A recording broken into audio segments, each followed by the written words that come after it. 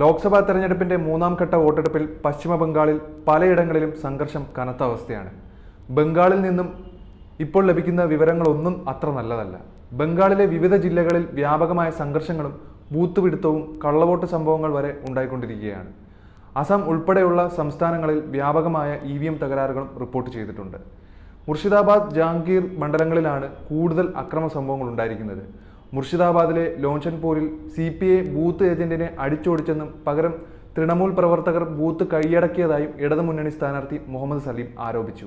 ഡോംകൽ sub ഡിവിഷനിലെ റാണിനഗർ ബ്ലോക്കിലെ ലോച്ചൻപൂർ ഏരിയയിലെ 36-ാം നമ്പർ ബൂത്തിൽ കേന്ദ്രസേനയുടെ മുന്നിൽ വെച്ചായിരുന്നു ഈ സംഭവ വികാസങ്ങളെല്ലാം നടന്നത്. മുർഷിദാബാദിലെ ജാംഗീപൂരിലെ പോളിംഗ് ബൂത്തിൽ തൃണമൂൽ BJP പ്രവർത്തകർ തമ്മിൽ ഏറ്റുമുട്ടി കലാപസമാനമായ അന്തരീക്ഷമാണ് ഉണ്ടായത്.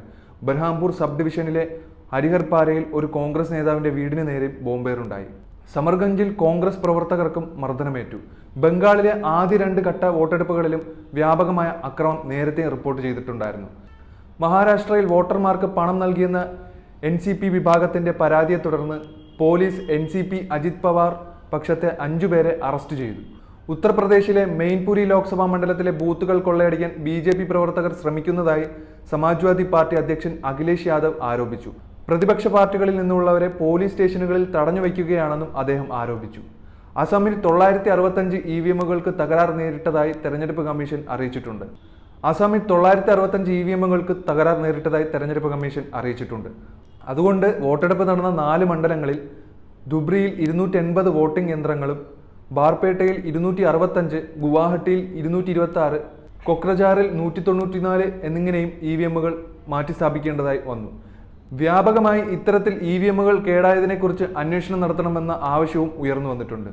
ലോക്സഭാ തെരഞ്ഞെടുപ്പിന്റെ 3ാം ഘട്ട വോട്ടെടുപ്പിലും കുറഞ്ഞ ശതമാനമാണ് പോളിംഗിൽ രേഖപ്പെടുത്തിയിരിക്കുന്നത്. 11 സംസ്ഥാനങ്ങളിലും കേന്ദ്രഭരണ പ്രദേശങ്ങളിലുമായി 93 മണ്ഡലങ്ങളിലേക്കാണ് തെരഞ്ഞെടുപ്പ് നടന്നിരിക്കുന്നത്. 61.19% പോളിംഗ് നടന്നതായാണ് തെരഞ്ഞെടുപ്പ് കമ്മീഷന്റെ പ്രാഥമിക കണക്ക്.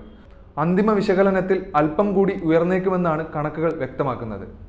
ലോക്സഭാ തെരഞ്ഞെടുപ്പിന്റെ ആദ്യഘട്ടത്തിൽ 66.14, 2ാം ഘട്ടത്തിൽ 66.71 രേഖപ്പെടുത്തിയിട്ടുണ്ട്. പോളിംഗ് ശതമാനം കുറഞ്ഞതോടെ വോട്ടർ അവബോധ പ്രവർത്തനങ്ങൾ തെരഞ്ഞെടുപ്പ് കമ്മീഷൻ ശക്തമാക്കിയെങ്കിലും പ്രതീക്ഷിച്ച ഫലം ലഭിച്ചിട്ടുണ്ടായിരുന്നില്ല.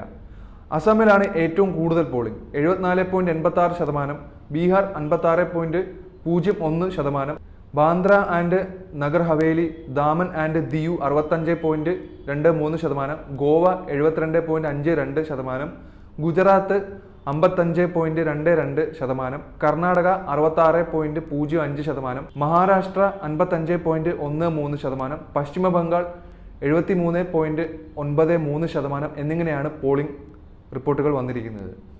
പ്രധാനമന്ത്രി നരേന്ദ്രമോദി ഗുജറാത്തിലെ ഗാന്ധിനഗറിലും ആഭ്യന്തരമന്ത്രി അമിത്ഷാ അഹമ്മദാബാദിലും വോട്ട് രേഖപ്പെടുത്തിയിരുന്നു.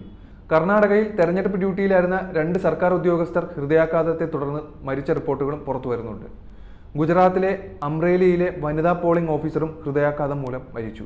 ഗുജറാത്തിലെ ബനസ്കാന്തയിൽ CRPF ഉദ്യോഗസ്ഥർ ചമഞ്ഞെത്തിയ യുവാക്കൾ വോട്ടർമാരെ ഭീഷണിപ്പെടുത്തിയ സംഭവത്തിൽ ജില്ലാ കളക്ടർ അന്വേഷണത്തിന് ഉത്തരവിട്ടിട്ടുണ്ട്. ഇത്തരത്തിൽ രാജ്യത്ത് പലയിടങ്ങളിലായി അക്രമ സംഭവങ്ങളും റിപ്പോർട്ട് ചെയ്യപ്പെട്ടിട്ടുണ്ട്.